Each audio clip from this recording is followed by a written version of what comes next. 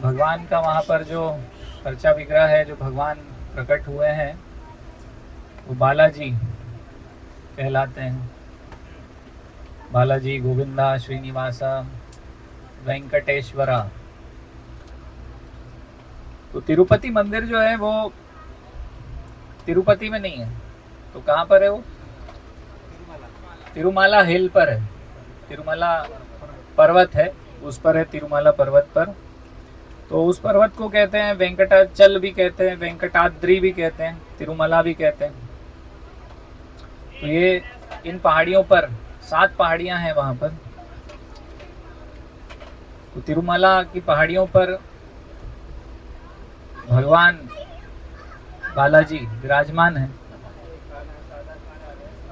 और भगवान का नाम वेंकट है। क्या नाम है? एक नाम वेंकट, और पर्वत का नाम है वेंकटाद्री। तो वेंकटाद्री का अर्थ क्या है? वेंग यानी क्या होता है? वैन।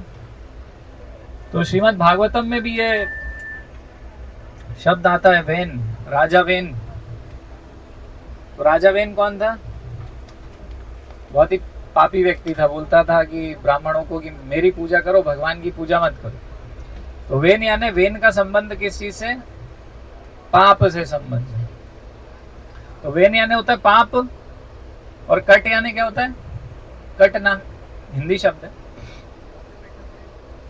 सभी समझते हैं। तो वेंकट यानी कि पाप का कटना, आद्री यानी पर्वत। तो वेंकटाद्री पर्वत यानी कि जिसके दर्शन से और जिसके पर्वत के चढ़ने से हमारे सारे पापों का नाश हो जाए, तो वो वेंकटाद्री है ना। और वेंकट भगवान यानी कि जो हमारे सारे पापों का नाश कर दे। तो ऐसे भगवान है वेंकट, और उनके नाम का ये अर्थ है। वराह पुराण में ऐसा वर्णन आता है कि यदि कोई व्यक्ति सूर्योदय के समय वेंकटाद्री पर्वत का स्मरण करता है, तो केवल स्मरण करता है सूर्योदय के समय, कहीं भी हो वो, भले वेंकटाद्री पर्वत पर भी ना हो, यदि वो स्मरण करता है तो उसे गंगा जी से लेकर, मतलब उत्तर में जो गंगा जी हैं और दक्षिण में जो हिंद महासागर है और इनके बीच में जो 1000 तीर्थ हैं, तो ऐसी महिमा है कि केवल सूर्योदय के समय यदि हम स्मरण करते हैं तो ये 1000 तीर्थों में स्नानों का जो फल है वो केवल हमें वेंकटाद्री पर्वत के स्मरण मात्र से प्राप्त हो जाता है। यदि सूर्योदय के समय हम कोई भी भक्त वेंकटाद्री पर्वत, तिरुमला पर्वत का स्मरण करता है तो।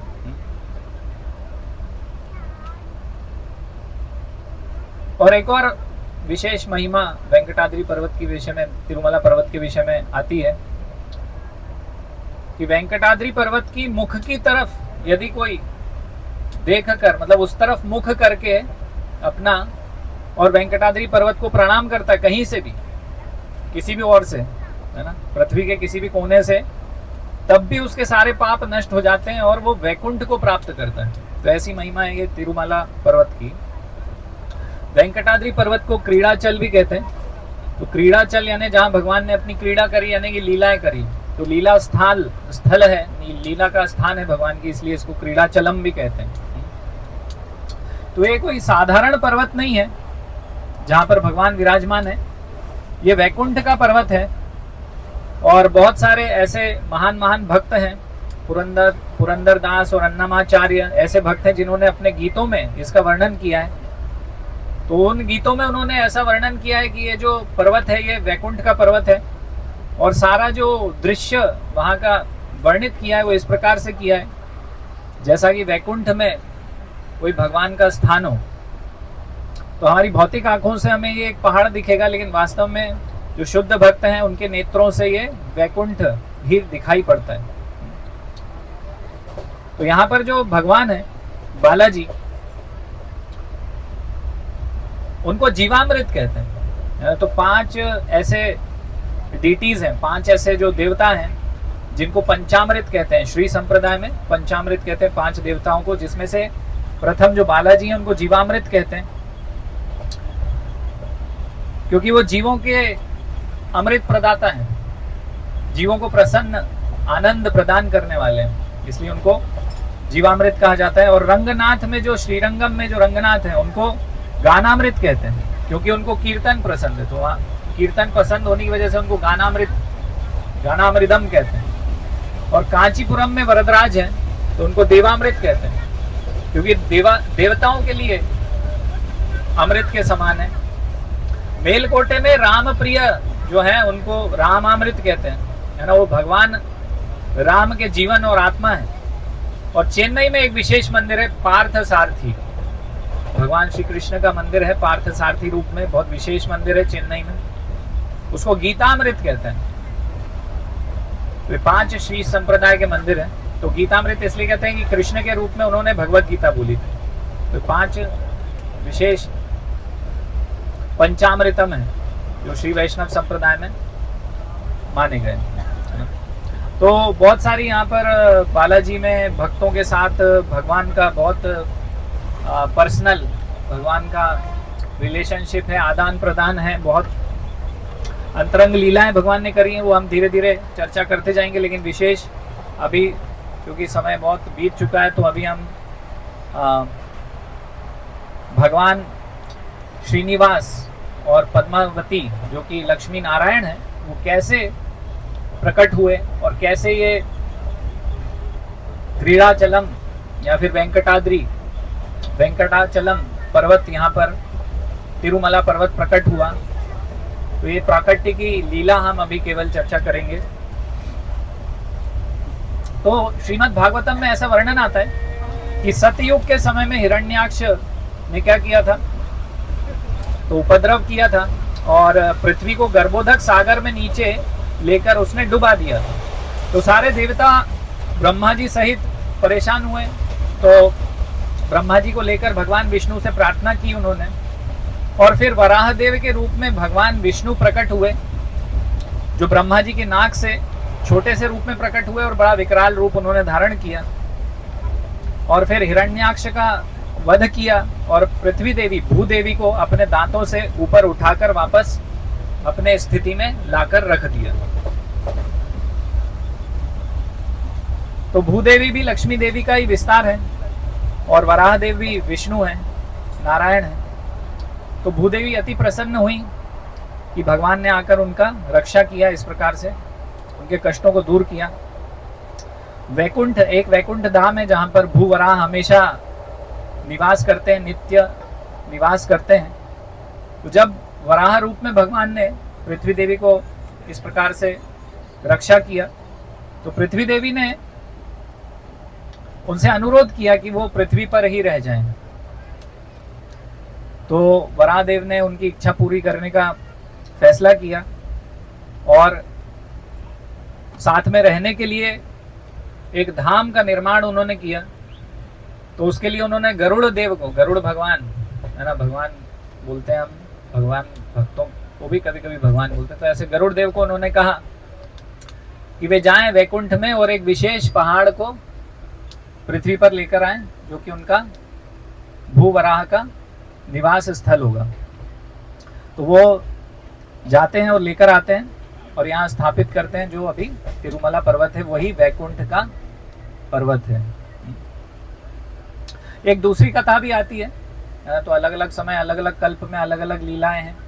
तो ये भी लीला है भूवराह भगवान की, जिसमें हमें पता चलता है, और ये सब हमें स्थल पुराणों से पता चल रहा है, जो कि प्रमाण है, जो भी इनको भी हम प्रमाण मानते हैं।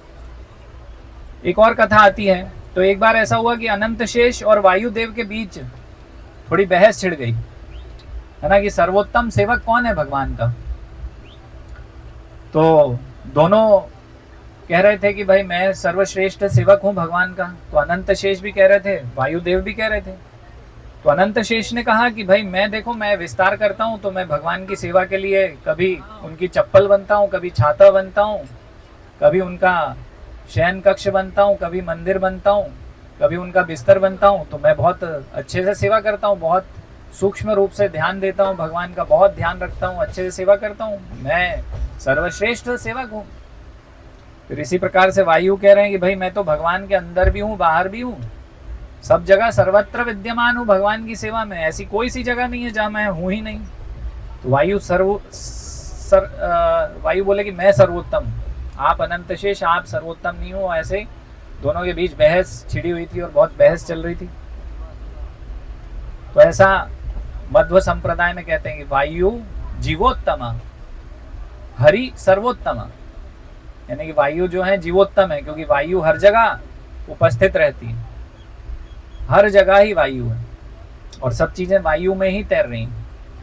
लेकिन हरि सर्वोत्तम बोलते हैं कि वायु जीवों में उत्तम है, लेकिन हरि सर्वोत्तम है, सभी में उत्तम है। तो इसी प्रकार से दोनों में बहस चलती रही, झगड़ा होता रहा। इस बीच में कौन आएंगे? नारद मुनि। हमेशा कभी भी कुछ ऐसा झगड़ा होता है तो उसमें आग में घी डालने कौन आते हैं? वास्तव में आग में घी डालने नहीं आते, वो आग को शांत करने आते हैं। तो ये हमें आखिरी में पता चलता है, पूरी लीला कंप्लीट होती है जब समझ में आता है कि वास्तव में तो नारद मुनि एक महान भक्त है और हमेशा भगवान की इच्छा पूरी करने के लिए इस प्रकार से कुछ कार्य करते हैं। तो नारद मुनि आए, बोले क्या है ये, तुम इतने बलवान हो दोनों, अनंत शेष आप भी और वायुदेव आप भी, और केवल मुंह से लड़ाई कर रहे हो आप लोग। कुछ फिजिकल फाइट होनी चाहिए, कुछ आप शारीरिक बल दिखाओ एक दूसरे को और कुछ ऐसे लड़ाई करो। तो नारद मुनि का कहाँ मानते हैं, बोले क्या करें? तो बोले एक काम करो, अनंत शेष आप जो ये मेरू पर्वत है, मेरू पर्वत पे आप लिपट जाओ, जोर से पकड़ लो। और वायुदेव क्या करेंगे कि पूरी अपनी क्षमता से बहेंगे, और यदि आप उड़ गए, है ना, आपने छोड़ दिया यदि मेरू पर्वत को, तो आप अनंत शेष आपसे बलवान वायु हैं, यदि आप नहीं छोड़े तो आप बलवान हैं। तो दोनों में ऐसा निर्णय होता है, ठीक है। तो जाके लिपट जाते हैं अनंत शेष मेरू पर्वत से, और फिर वायु अपनी पूरी क्षमता लगा देते हैं, और पूरी क्षमता लगाने पे भी टस से मस नहीं होते। अनंत शेष आराम से वहां पर मेरू पर्वत पर लिपटे रहते हैं। तो नारद मुनि देखते हैं कि ये तो हिल भी नहीं रहे। तो नारद मुनि क्या करते हैं, अपनी जो वीणा है, नारद मुनि अपनी वीणा उठाते हैं और उसे बजाने लगते हैं और कीर्तन करने लगते हैं। तो जो अनंत शेष है वो भगवान के महान भक्त हैं और नारद मुनि भी महान भक्त हैं। तो ऐसे शुद्ध भक्त की वीणा वादन, संगीत और कीर्तन सुन के वो मंत्रमुग्ध हो जाते हैं और भावावेश में आ जाते हैं, तो नाचने लगते हैं। तो अपने आप ही मेरू पर्वत उनसे छूट जाता है। तो उन्होंने मेरू पर्वत छोड़ दिया। जैसे ही मेरू पर्वत छोड़ते हैं तो वायु इसका फायदा उठाते हैं और अनंत शेष वहां से उड़ते उड़ते कहाँ गिरते हैं? अभी जो ये जो बालाजी जहां पर स्थापित है वो पहाड़ है ना, तिरुमाला। तो तिरुमाला पर्वत के रूप में वहां पर स्थापित हो जाते हैं। तो बहुत दुखी होते हैं कि मुझे हरा दिया तो मैं अच्छा सेवक नहीं हूँ। वास्तव में तो वायुदेव मुझसे अच्छे सेवक हैं। तो भगवान वहाँ पर प्रकट होते हैं और उनको बताते हैं कि मेरी इच्छा थी कि आप दोनों को मैं लड़ाऊं और इस प्रकार से आपको यहाँ पर स्थापित करूं। मेरा एक उद्देश्य है, प्लान है मेरा कि आने वाले समय में यहाँ पर आऊँगा मैं लीलाएं करने, इसलिए मैंने आपको पहले ही यहाँ पर मेरी लीला स्थली के रूप में आपको भेजा है। और जब से ही हम इसको क्या बोलते हैं? शेषाद्रि पर्वत बोलते हैं। क्यों? आद्रि यानी पर्वत, शेष यानी अनंत शेष। तो ये जो पर्वत है वास्तव में ये अनंत शेष से अभिन्न है। ये स्वयं अनंत शेष वहां पर विराजमान है। तो रामानुजाचार्य जो श्री संप्रदाय के एक महान आचार्य हैं, 1000 साल पहले, तो रामानुजाचार्य वहां पर एक गोविंद राज मंदिर है, तो गोविंद राज के मंदिर में रहा करते थे और वो शेषाद्रि पर्वत पर चढ़ते नहीं थे। तो क्यों नहीं चढ़ते थे? क्योंकि उनको जब भी वो दर्शन करते थे, शेषाद्रि पर्वत की तरफ देखते थे, तो उनको सीधे साक्षात अनंत शेष का दर्शन होता था। तो अब जब भगवान अनंत शेष वहां पर विराजमान है तो कैसे कोई भक्त जिनको अनंत शेष दिख रहे होंगे तो उनके ऊपर पैर रख सकते हैं। तो रामानुजाचार्य कभी भी हिम्मत नहीं कर पाते थे कि मैं अनंत शेष पर पैर रखूं, तो वो ऊपर कभी नहीं जाते थे, नीचे गोविंदराज मंदिर में ही रहा करते थे। लेकिन फिर ऐसा हुआ कि अनंत आचार्य जो भगवान बालाजी की वहां पर उस समय सेवा कर रहे थे, तो वो आते हैं नीचे और नीचे आकर रामानुजाचार्य से, क्योंकि उनके गुरु हैं, तो उनको रिक्वेस्ट करते हैं, निवेदन करते हैं, यदि आप ही नहीं आएंगे तो आपके देखा देखी यद्यद आचरति श्रेष्ठ तत्तदेव तरुजन, तो साधारण जनमानस और आपके जितने भी फॉलोअर्स हैं, आपके जितने भी डिसाइपल्स हैं, तो वो कोई भी तिरुमला पर्वत पर नहीं आएगा और भगवान के दर्शन नहीं होंगे इस प्रकार से। तो कोई भी नहीं आएगा, तो यहाँ भगवान बैठे हैं, तो ये तो एक प्रकार से ठीक नहीं होगा। तो आप जरूर आइए और दर्शन कीजिए तिरुमला पर्वत पर भगवान वेंकटेश के। तो बहुत मुश्किल से रामानुजाचार्य तैयार होते हैं, क्योंकि उनको तो अनंत शेष ही साक्षात दिखाई दे रहे थे वहां पर, तो बहुत मुश्किल से तैयार होते हैं। लेकिन एक शर्त रखते हैं वो, कि वो पैर से नहीं चढ़ेंगे। तो पैर से नहीं चढ़ेंगे तो क्या करते हैं, अपने पैरों को बांध लेते हैं और घुटने के बल चढ़ते हैं, और घुटने के बल ऊपर पहुंचते हैं, भगवान का दर्शन करते हैं, और उस समय कुछ भी अन्न नहीं लेते, केवल चरणामृत लेते हैं। क्योंकि यदि अन्न लेंगे तो मल का त्याग करना पड़ेगा वहां, तो अनंत शेष को वो कैसे अपवित्र कर सकते हैं, ऐसी क्रिया कैसे कर सकते हैं। तो 3 दिन तक वो वहां रहे, लेकिन उन्होंने कुछ भी अन्न ग्रहण नहीं किया, केवल चरणामृत ही ग्रहण किया। तो हम इनके आचरण से देख सकते हैं ऐसे महान आचार्य के, कि वास्तव में तो ये जो तिरुमला पर्वत है वो साक्षात अनंत शेष ही है, और अनंत शेष भगवान से भी अभिन्न नहीं है, भिन्न नहीं है, अभिन्न ही है, भगवान के विस्तार है अनंत शेष, स्वयं बलराम जी के विस्तार हैं। तो इस प्रकार से हम देख सकते हैं। तो हमें उसी प्रकार से ही इस पर्वत का सम्मान करना है, उसी दृष्टिकोण से देखना है जैसा कि महान आचार्य रामानुजाचार्य उसको देख रहे हैं। हाँ, तो अब भगवान का प्राकट्य कैसे हुआ और लक्ष्मी देवी का प्राकट्य किस प्रकार हुआ, श्रीनिवास और पद्मावती है ना, इनका कैसे प्राकट्य हुआ यहाँ पर, तो उसकी कथा हम सुनते हैं।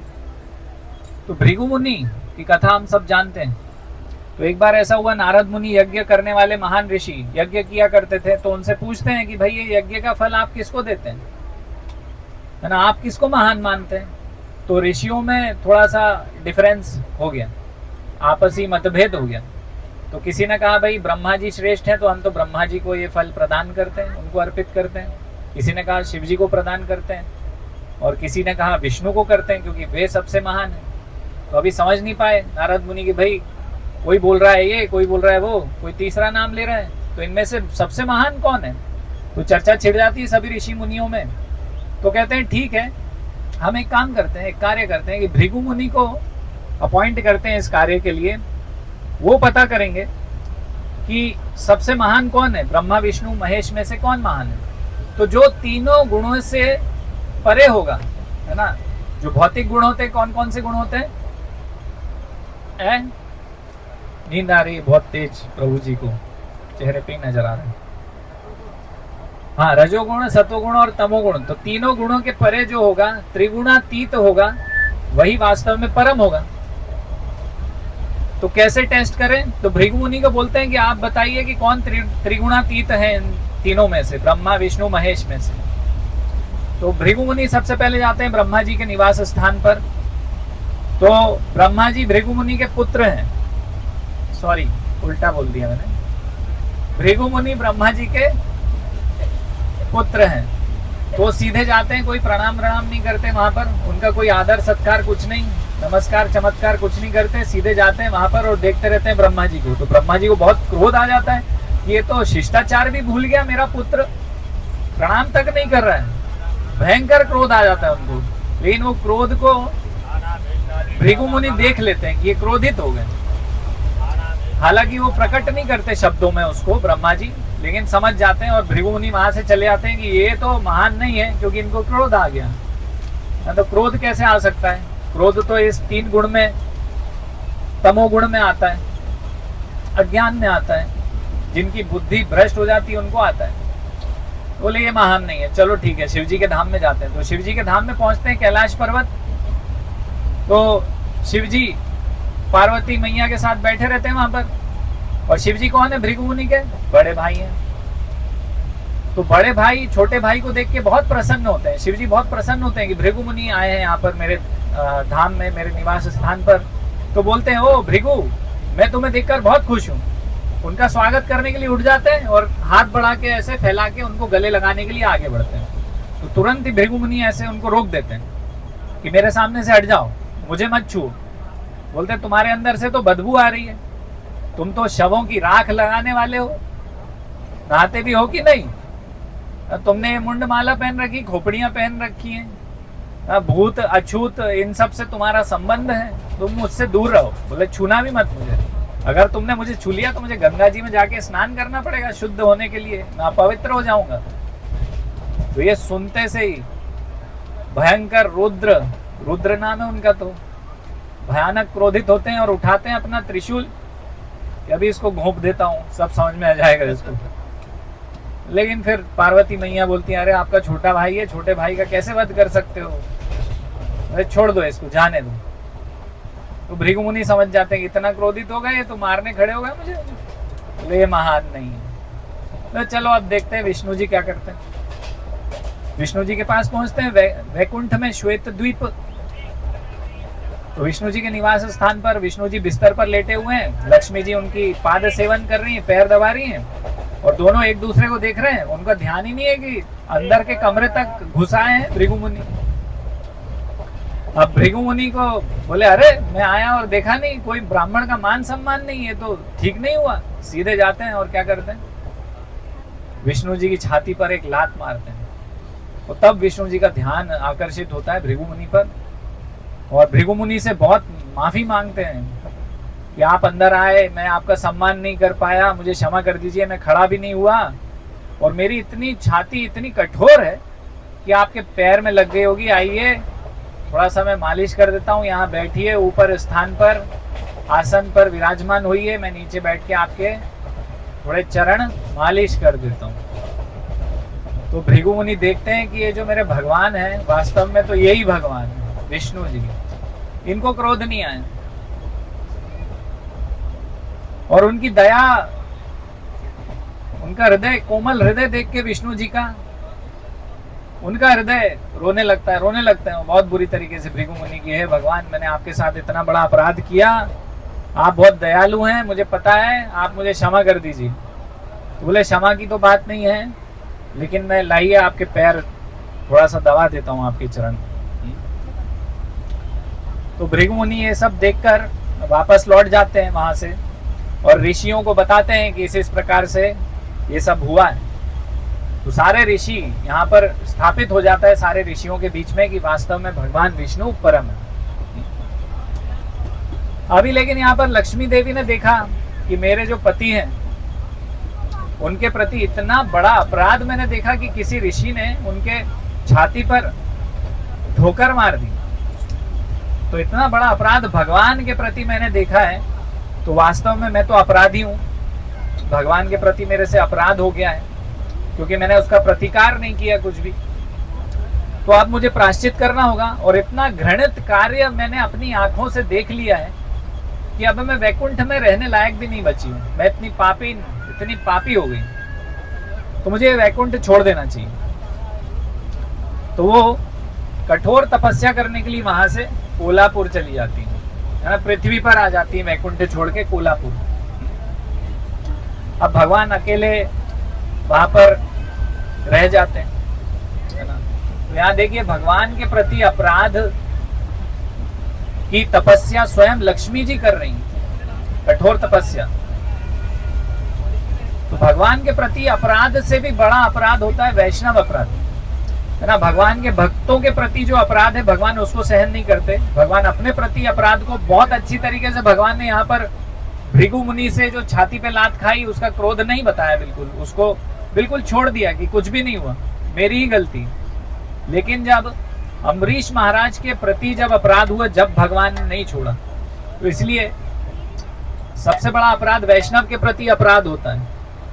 भगवान के प्रति तो जैसे अभी हमने गाया था ना, हरि स्थाने अपराधे तारे हरि नाम, तो भगवान का नाम लेने से भगवान के प्रति जो अपराध हो रहे हैं वो तो चले जाते हैं, लेकिन तोमा स्थाने यानी जो शुद्ध वैष्णव भक्त है, जो भक्त हैं वैष्णव है, उनके तोमा स्थाने अपराधे ना ही परित्राण, वैष्णवों के प्रति अपराध का कोई उपाय नहीं है। सीधे उस वैष्णव के चरण में ही आपको लेटना पड़ेगा, दंडवत होना पड़ेगा। वो ही एकमात्र आपको उस वैष्णव अपराध से, भगवान के प्रकोप से, आपको उस पाप से आपको बाहर निकाल सकता है। प्रायः हम वैष्णवों की निंदा कर देते हैं या कुछ इस प्रकार से करते हैं, तो ये घनघोर अपराध है, ऐसी चर्चाओं में पड़ जाते हैं। तो इससे कोई परित्राण, इससे आपको कोई भी नहीं बचा पाएगा, स्वयं भगवान भी नहीं बचा पाएगा, स्वयं हरिनाम भी नहीं बचा पाएगा, वही भक्त ही आपको इस अपराध से निकाल सकते हैं। हाँ, तो यहाँ पर हम इस कथा से समझ सकते हैं कि भृगु मुनि जो है उन्होंने अपराध किया है। कितने भक्तों को ऐसा लग रहा है कि भृगु मुनि ने अपराध किया है? लग रहा है ना, गलती करी भृगु मुनि ने, भगवान के प्रति छाती में भगवान को लात मार दी, तो बहुत बड़ा अपराध है ना। लेकिन चैतन्य भागवत में इस प्रकार से वर्णन आता है कि वास्तव में ये अंतरंग लीला थी भगवान की, है ना। तो वहां पर हम देख रहे हैं कि ब्रह्मा जी क्रोध कर रहे हैं, शिव जी क्रोध कर रहे हैं, तो वास्तव में हम बोलते हैं क्या बोलते हैं, वैष्णवा नाम यथा शंभु, कि परम वैष्णव है भगवान शिव जी, तो उनको कैसे क्रोध आ सकता है? तो उनको तो क्रोध नहीं आ सकता ना। ऐसे ही ब्रह्मा जी को भी क्रोध नहीं आ सकता, लेकिन तीनों मिलके ये स्थापित करना चाहते थे स्वयं से, तो इसलिए दिखावा कर रहे हैं ब्रह्मा जी और शिव जी क्रोध का, कि उनको क्रोध आया, क्योंकि तीनों मिलके ये स्थापित करना चाहते थे, इस वास्तविकता को सबको सर्वविदित करना चाहते थे कि वास्तव में विष्णु परम, इसलिए ये लीला उन्होंने की। और भृगु मुनि के अंदर भगवान स्वयं प्रकट हुए और उनको प्रेरणा दी इस प्रकार से लात मारने की भगवान को, तो इसलिए वास्तव में तो जो भृगु मुनि थे वो अपराधी नहीं थे, है ना। तो ये वैष्णव साहित्य से हमको ये सब वास्तविक ज्ञान इस लीला का प्राप्त होता है कि भृगु मुनि ने कोई गलती वहां पर की नहीं थी। तो भगवान की आगे की लीलाओं को समर्थन देने के लिए, आगे की लीलाओं का एक प्लॉट बनाने के लिए ये सब कार्य हो रहा है। और लक्ष्मी जी वहां से चली गई हैं कोल्हापुर और कठोर तपस्या करने में लगी हुई हैं। अब भगवान विष्णु अकेले रह गए वियोग में, लक्ष्मी जी के वैकुंठ में हर क्षण उनको याद कर रहे हैं। और लक्ष्मी जी जहां नहीं रहती हैं तो वहां पर ऐश्वर्य नहीं होता, सुख नहीं होता, समृद्धि नहीं होती, नीरसता आ जाती। जहां लक्ष्मी जी नहीं है वहां पर, है ना, हम देखते हैं ना, जिनके पास लक्ष्मी नहीं है वो सुखी हैं क्या? तो इसी प्रकार से भगवान जी भी लक्ष्मी जी के जाने के बाद काफी दुखी रहने लग गए। तो सोच रहे हैं कि लक्ष्मी जी के बिना वैकुंठ की यह सुंदर भूमि क्या है? कुछ भी नहीं है। कल्प वृक्ष के ये जो पेड़ हैं, दिव्य झीलें हैं, नदियां हैं, झरने हैं, है ना, और ये जो चार भुजाओं वाले सारे जो मेरे पार्षद यहाँ मेरे आसपास घूम रहे हैं, तो ये सब तो बेकार है, कोई आनंद नहीं दे रहा मुझे, सब बेकार है, कोई मजा नहीं है। तो वो भी वैकुंठ छोड़ने का, क्योंकि लक्ष्मी जी नहीं है, सब नीरसता आ गई, तो वैकुंठ छोड़ने का निर्णय लेते हैं। और लक्ष्मी जी को प्रसन्न करने के लिए वे भी तपस्या करने निकल पड़ते हैं और पृथ्वी लोक पर आ जाते हैं। पृथ्वी लोक पर आके आधी पृथ्वी का पूरा भ्रमण करने के बाद वे जो ये शेषाद्री पर्वत है, बालाजी पर्वत है, तिरुमला पर्वत है, वहां पर वे आकर रुकते हैं, है ना। और वहां पर एक चींटी का टीला था। चींटी घर बना लेती तो ऊंचा टीला बन जाता ना, जंगल में थोड़ा बड़ा बनता है, अभी हम शहर में तो नहीं देख पाते उतने बड़े बड़े टीले। तो एक चींटियों का टीला बना हुआ था, उसके अंदर भगवान अंदर चले जाते हैं छोटा रूप लेके, और वहां पर अपनी तपस्या ध्यान करना प्रारंभ कर देते हैं। बिना कुछ खाए पिए सोए काफी लंबे समय तक भगवान वहां पर तपस्या करते हैं। और सारे देवी देवता देखते रहते हैं कि वैकुंठ छोड़ भगवान अभी पृथ्वी लोक पर यहाँ पर एक चींटी के टीले में, इतना बोलना चाहिए कि ऐश्वर्य विहीन बिना खाए पिए सोए जीवन व्यतीत कर रहे हैं। तो बहुत हृदय दुखता है सारे देवी देवताओं का, क्योंकि देवी देवता भी भगवान के भक्त हैं। तो वे प्लान करते हैं, तो ब्रह्मा जी शिव जी के पास जाते हैं कि हमारे भगवान ने इतने दिन से कुछ खाया पिया सोया नहीं है, नीचे चल के कुछ उनकी सेवा की जाए। तो सेवा करने की योजना बनाते हैं। तो ब्रह्मा जी क्या करते हैं, ब्रह्मा जी एक गाय का रूप धारण करते हैं, शिव जी गाय के बछड़े का रूप धारण करते हैं,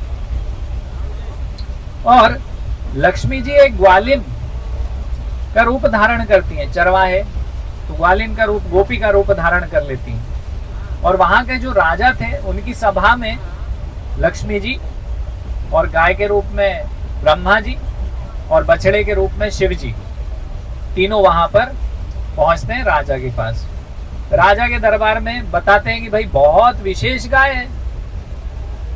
वो बताती है लक्ष्मी जी, मतलब ग्वालिन के रूप में। तो राजा बोलते हैं ऐसे क्या विशेषता है, चलो ठीक है कितने की है बोलो, खरीद लेते हैं। बोले 1000 स्वर्ण मुद्राएं। बोले 1000 स्वर्ण मुद्राएं, ऐसा क्या है इस गाय में? बोले बहुत विशेष गाय है, खरीदना है तो बताइए। तो राजा सोचता है कि इतनी महंगी गाय है, कुछ तो विशेषता होगी। बोले दे देते हैं, ले लो। बोले लो 1000 स्वर्ण मुद्राएं। तो इस प्रकार से खरीद लेते हैं। वो राजा खरीद लेता है ना, और अपने स्वयं के निजी चरवाहे को वो गाय को राजा दे देता है और कहता है कि प्रतिदिन इसका दूध, इसको घास वास चराने ले जाओ और इसका जो दूध है वो लाकर आप देना। तो चरवाहा ले लेता है राजा से और चरवाहा लेके जाता है पहाड़ियों पर, और पहाड़ी पर जाता है, तिरुमला की पहाड़ी पर पहुंचता है चरवाहा। एक पेड़ के नीचे सोचता है दोपहर में कि मैं आराम कर लूं। आराम करता रहता है पेड़ के नीचे। इतने में जो ब्रह्मा जी गाय के रूप में हैं वो दौड़ते हुए जाते हैं चींटी के टीले के ऊपर, और वहां अपना जितना भी दूध था शरीर में वो सब वहां पर ही गिरा देते हैं।